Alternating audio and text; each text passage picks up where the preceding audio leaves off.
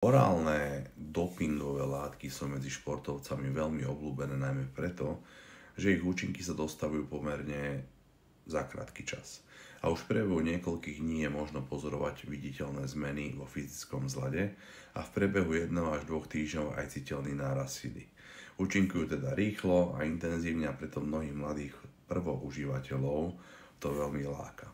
Treba však zdôrazniť, že väčšina orálnych foriem týchto PEDs je výrazne hepatoxická, čiže teda potenciálne škodlivá pre tvoju pečeň a z hľadiska miery toxicity možno jednotlivé látky zoradiť od najmenej toxických po najviac toxické.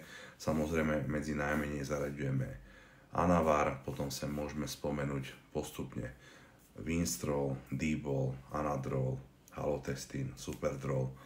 To predstavuje potenciálne veľmi vysokú hepatoxicitu. Zaujímavosťou je však to, že silnejšie a rýchlejšie tieto látky účinkujú, čiže tým väčšiu záťaž pre organizmus prinášajú a preto by sa ich použitie malo samozrejme zvažovať na základe presne stanoveného cieľa a samozrejme s dôrazom na ochranu vášho zdravia. Ja osobne neodporúčam celkovo vôbec orálne typy týchto dopingových látok, pretože pre väčšinu užívateľov je to absolútne zbytočná strata času s menším benefitom a s horšími vedľajšími účinkami, ktoré vám samozrejme toto užívanie prináša.